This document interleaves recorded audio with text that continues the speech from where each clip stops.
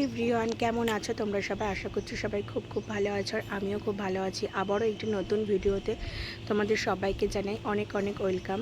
তো এখন আমি ওপরের ছাদ থেকে ভিডিওটা শ্যুট করছি। আজকে চলে যাব বাড়ি। মনটাও খুব একটা ভালো লাগছে না, তো মন খারাপ করে তো লাভ নেই, আবার আসবো। তো এখন মা আর বাবা একটু বেরোবে, তো মা আমাকে বললো রান্নাটা মানে মা কিছুটা রান্না করেছে আর কিছুটা রান্না বাকি, সেটা আমাকে করার জন্য। তো নিচে গিয়ে সেটাই এখন করব। আর ওয়েদারটা এত ভালো না, সেই জন্য একটু ছাদে আসলাম। হাওয়া দিচ্ছে, মনে হচ্ছে আবারও বৃষ্টি হবে। কালকে একটু রোদ্দুর হয়েছিল, আর তার আগে 2-3 দিন ধরে তো বৃষ্টি চলছিল। তো হাওয়া দিচ্ছে, ওয়েদারটাও মেঘলা মেঘলা। তোমরা ভিডিওতে কতটা কি বুঝতে পারছো আমি জানি না।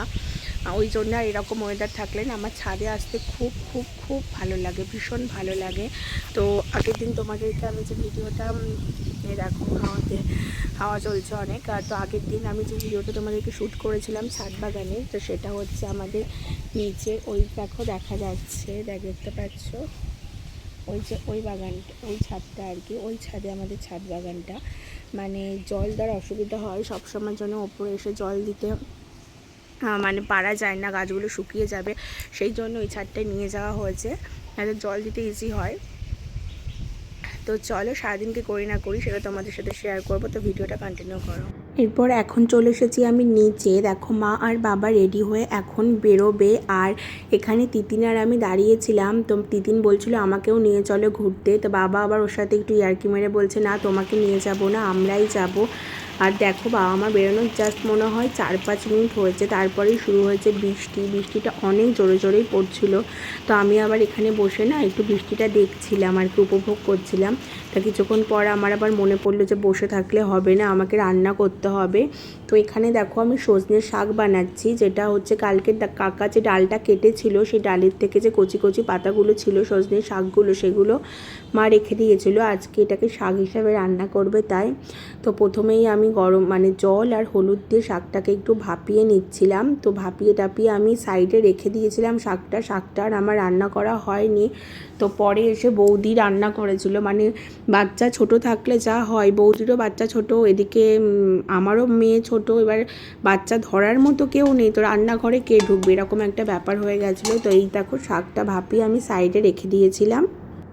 তো এখন আমি করব হচ্ছে মাছের ঝোল। প্রথমেই কড়াইয়ে তেলটা দিয়ে দিয়েছি, তেল গরম হওয়ার জন্য, কারণ তিতিন আর মিঠি দুজনেই মাছের ঝোলটা দিয়ে ভাত খাবে। মা একটা শুক্তো বানিয়েছে, সেটাও ওরা খাবে না, আর শাক ভাজা ওটাও ওরা খাবে না, ওরা মাছের ঝোলটা যেহেতু খাবে। আর বেলাও অনেকটা হয়ে যাচ্ছিলো, সেই জন্য মাছের ঝোলটাই আগে বসিয়ে দিলাম। তো এখানে নুন আর হলুদ মাখাচ্ছি মাছটা ভালো করে ভাজবো, তারপর যেমন করে মাছের ঝোল আর কি রান্না করে সবাই জানে বাঙালিরা। এখানে আমি এক একটা মাছ আর কি ভালোভাবে ধরে ধরে নুন আর হলুদ লাগাচ্ছিলাম। এখানে মাছ ভাজার আগে না তেলের মধ্যে একটুখানি নুন দিয়ে দিলাম, যাতে করে মাছটা না ছেটে। এটা মাই আমাকে শিখিয়েছে। তো আগে মাছ ভাজতে ভীষণ ভয় পেতাম, এখন তো বিয়ে হয়ে গেছে, ভয় পেলেও করতে হবে আর ভয় না পেলেও করতে হবে, এরকম একটা ব্যাপার। তো মা বলে দিয়েছে যে তেলের মধ্যে আগে একটু নুন দিবি, তাহলে দেখবি মাছগুলো ফাটে না। আর এখানে মাছের সমস্ত আলু আর ওটা মশলা ফ্রিজেই করা ছিল, সেটা বার করে নিলাম। তো দেখো এখানে মাছ ভাজা, মানে প্রথমবার যে মাছগুলো দিয়েছিলাম সেগুলো ভাজা হয়ে গেছে, আবার সেকেন্ড টাইম একবার ভাজলে পরে মাছগুলো সব কমপ্লিট হবে ভাজা। তো রান্নার ভিডিও আর সেভাবে তারপরে করা আমার হয়নি, যে সেইভাবেই তাড়াহুড়ো করে আর কি মাছটা রান্না করে, কারণ তিতিনকেও তখনও স্নান করানো হয়েছিল না, আমিও স্নান করেছিলাম না, সেই জন্য আর কি তাড়াহুড়োর মধ্যে আর সেভাবে ভিডিও ক্লিপ আমি নিতে পারিনি। যেটুকু নিয়েছিলাম সেটুকুই তোমাদের সাথে শেয়ার করলাম। আর মানে রান্নার ভিডিও সেভাবে তো শেয়ার করার কিছু নেই এখানে, মানে সবাই মোটামুটি জানে কীভাবে কি করতে হয় না হয়। তো যেহেতু এটা আমার ডেলি ব্লগ, তো ডেলি ব্লগ পারপাস আমি মানে কি কাজ করি সারাদিন সেটাই তোমাদের সাথে শেয়ার করা।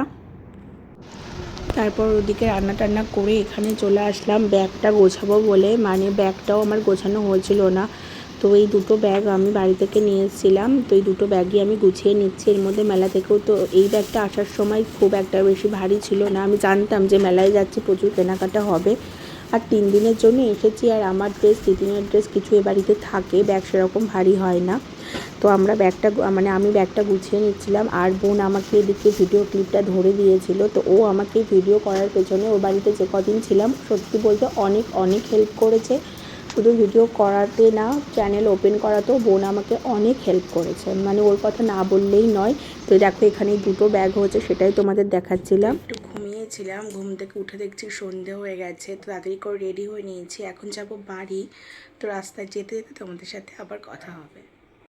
চলে এসেছি এখন বাড়ি। রাস্তায় ভেবেছিলাম যে একটু ক্লিপ যদি নেওয়া যায়, তা নিতে পারিনি, যেহেতু ব্যাগ ছিল, মেয়ে ছিল, অনেকটা রাস্তা, ওই জন্য। তো বাড়ি এসেছি এখন, প্রচুর কাজ। সবার প্রথমে কাজ হচ্ছে গাছে জল দেওয়া।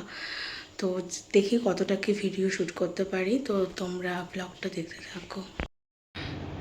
তোমাদেরকে তো বললাম যে কাজকর্ম আছে প্রচুর, সেগুলো পারলে তোমাদের সাথে শেয়ার করব, কিন্তু বিশ্বাস করো মানে আর এনার্জি ছিল না আমার।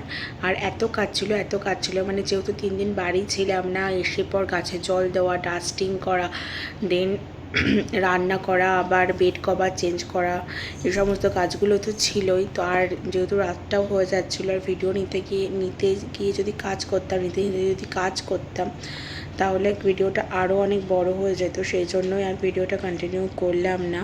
তো এখন আমাদের ডিনার কমপ্লিট হয়ে গেছে, তো আমি এখন শুয়ে পড়বো। শরীরটাও ভালো লাগছে না এখন, আর মনটা তো অবশ্যই একটু খারাপ আছে।